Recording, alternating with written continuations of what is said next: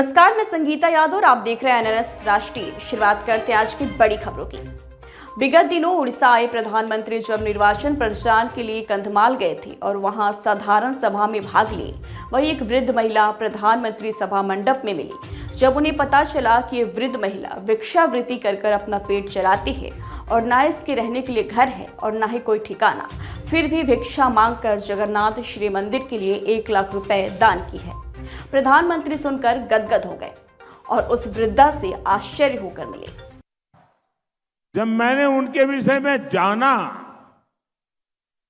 तो मैं भाव विभोर हो गया। ये वो माता हैं तुला बेहरा जी, जिनके पास अपना कुछ नहीं है। मुझे बताया गया कि वो भिक्षा मांगती है और तुला बेहरा जी ने भिक्षा मांग करके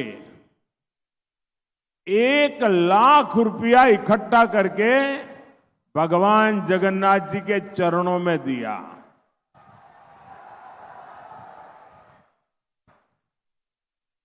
खुद को मैंने पूछा, कोई जरूरत है क्या, आप कुछ चाहती हो क्या? नहीं, बोले बस जगन्नाथ जी का आशीर्वाद चाहिए।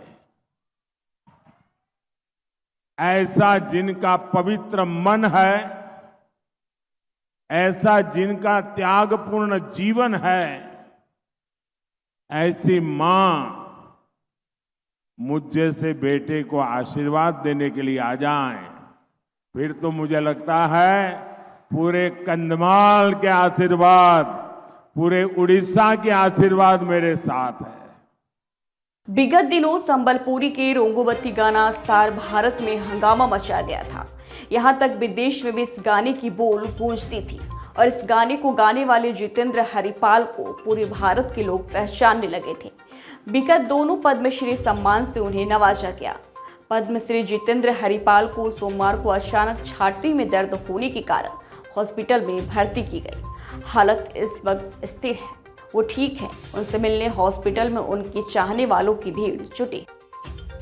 विगत दिनों बीजेडी के वरिष्ठ नेता वीके पांड्यन तालचेर की चुनावी सभा में केंद्र को आड़े हाथों में लिया और सीधे अटैक करते हुए कहा कि हमारे कोयले को एमसीएल के द्वारा सरकार पिछले साल मुनाफा कमाया 27,750 करोड़ रुपए है, वहीं केंद्र ओडिशा को दिया गया 4500 करोड़ रुपए।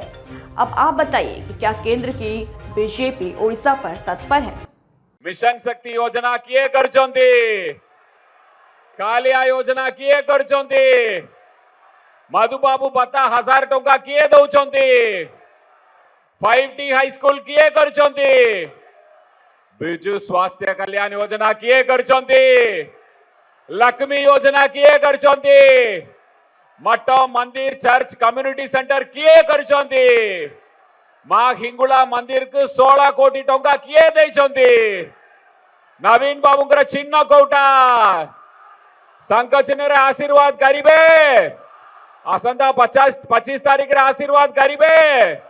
कल कटक फ्लाइंग स्क्वाड टीम जब पूर्णा कटक में चेकिंग कर रही थी तब एक काली रंग की कार भुवनेश्वर की तरफ जाती हुई दिखी। उसे चेक किया गया तो उसमें से 13 लाख रुपए बरामद हुए। पूछताछ करने पर फ्लाइंग स्क्वाड को उसमें बैठी महिला ने संतोषजनक जवाब न दे पाने के कारण वो रुपए जब्त कर लिए गए और उसमें बैठी बीजेडी के नेत्री अपूर्वा दास और एक युवती के साथ ही ड्राइवर को भी फ्लाइंग स्क्वाड रोका। यह पैसा कहाँ जा रहा था, अब छानबीन जारी है। ओडिशा में सोमवार को चुनाव प्रचार के दौरान बीजेडी नेता पर मधुमक्खियों ने हमला बोल दिया।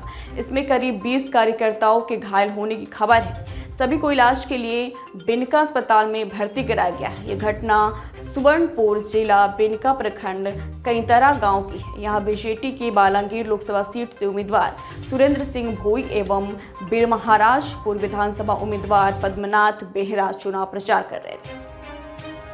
हिमाचल प्रदेश में 7वें और आखिरी चरण में लोकसभा चुनाव है। चुनाव के लिए नामांकन का मंगलवार को आखिरी दिन है। मंडी संसदीय क्षेत्र से भारतीय जनता पार्टी की प्रत्याशी कंगना रनौत आज अपना नामांकन दाखिल करेंगी।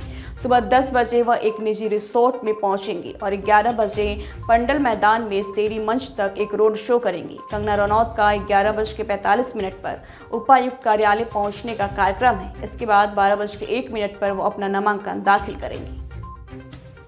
दिल्ली लोकसभा चुनाव को लेकर राष्ट्रीय राजधानी में भी चुनावी आरोप प्रत्यारोप अब चरम पर पहुंच गया है।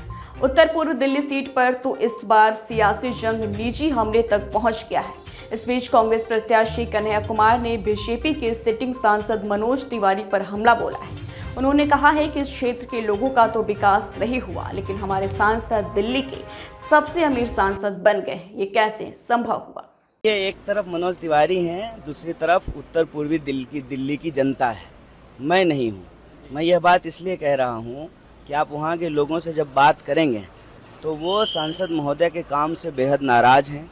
उनकी शिकायत यह है कि 10 साल में मनोज तिवारी जी दिखाई नहीं दिए, लोगों के सुख दुख में खड़े नहीं हुए, और वहाँ के लोगों की जो परेशानियाँ हैं, चाहे वो ट्रैफिक की समस्या हो, जल भराव की समस्या हो, डीडीए की मनमानी हो, किसी भी चीज़ में सांसद महोदय जनता के साथ खड़े नहीं होते हैं। तो यह चुनाव जो है धीरे धीरे अब 2 पार्टी के बीच में नहीं है, 2 व्यक्ति के बीच में नहीं है, यह चुनाव एनडीए बनाम जनता हो गई है। भाजपा तो प्रधानमंत्री जी के बारे में कुछ भी ऐतिहासिक बोल देती है। कल मैं भी सुन रहा था, बहुत सारे पत्रकार भी कह रहे थे कि पहली बार पटना में किसी प्रधानमंत्री ने रोड शो किया है। तो प्रधानमंत्री जी नीम के पेड़ पे चढ़ जाएंगे तो फिर कहेंगे कि पहली बार कोई प्रधानमंत्री नीम के पेड़ पे चढ़े हैं। इस तरह से इतिहास नहीं बनता है। इतिहास तब बनता जब प्रधानमंत्री जी बिहार की जनता की जो मांग थी कि बिहार को विशेष राज्य का दर्जा दिया जाए, उसको वो पूरा कर देते। और यह मांग जो है खुद उनके घटक दल के नेता श्री नीतीश कुमार जी ही कर रहे थे, तब इतिहास बनता है। इस तरह से इतिहास नहीं बनता है कि आज प्रधानमंत्री जी जो है नीम के पेड़ पे चढ़ गए, परसों जो है प्रधानमंत्री पीपल के पेड़ पे चढ़ गए। इससे इतिहास बनता है। इतिहास तब बनता है जब कोई आप ऐतिहासिक फैसला लेते हैं, जब कोई आप ऐतिहासिक निर्णय लेते हैं। और जिसको वो ऐतिहासिक बता रहे थे खुद उसके बारे में बोलना बंद कर दिए हैं। नोटबंदी को भी ऐतिहासिक बता रहे थे ना, तो जब नोटबंदी हुआ तो क्या कहा गया, काला धन समाप्त हो जाएगा। और इस बार के चुनाव में प्रधानमंत्री जी मंच से कह रहे हैं कि अंबानी जी और अदानी जी के पास काला धन है। इसका मतलब नोटबंदी ऐतिहासिक फैसला नहीं था। इस तरह से इतिहास नहीं बनता है। लोकसभा चुनाव के मद्देनजर उत्तर प्रदेश की वाराणसी लोकसभा सीट को 14 मई को नामांकन की आखिरी तारीख है। इस सीट पर अभी भी पर्चों की वापसी और खारिज किए जाने की तारीख बाकी है। समाचार लिखे जाने तक इस सीट से 15 उम्मीदवारों से नामांकन किया है। बता दें कि अभी तक हुए 15 नामांकनों में से एक नाम है पोलीशेट्टी शिव कुमार का, तेलंगाना निवासी कुमार। बता दें कि पीएम मोदी के खिलाफ चुनाव लड़ रहे हैं। कुमार के पास करोड़ों की जमीन और उनके बैंक खातों में लाखों रुपए जमा है। बिहार के पूर्व डिप्टी सीएम और दिग्गज बीजेपी नेता सुशील कुमार मोदी का सोमवार यानी 13 मई को निधन हो गया। उन्होंने दिल्ली के एम्स में आखिरी सांस ली। वो कैंसर से पीड़ित थे और उनका इलाज चल रहा था।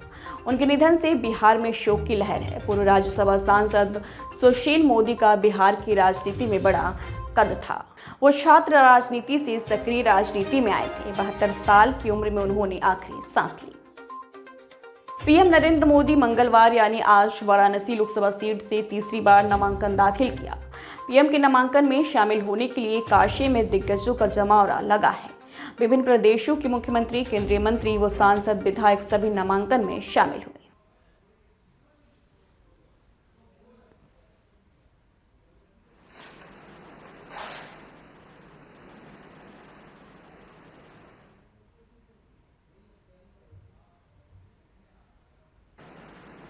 मैं नरेंद्र दामोदर मोदी लोकसभा में स्थान करने के लिए अभ्यर्थी के रूप में नाम निर्देशित हुआ। ईश्वर की शपथ लेता हूं, सत्य निष्ठा से प्रतिज्ञा करता हूं कि मैं विधि द्वारा स्थापित भारत के संविधान प्रति सच्ची श्रद्धा और निष्ठा रखूंगा और मैं भारत की प्रभुता और अखंडता अक्षुण्ण रखूंगा। फिलहाल आज की खबरों में इतना ही। जल्दी हाजिर होंगे कुछ और बड़ी खबरों के साथ। तब तक के लिए दीजिए इजाजत। नमस्कार।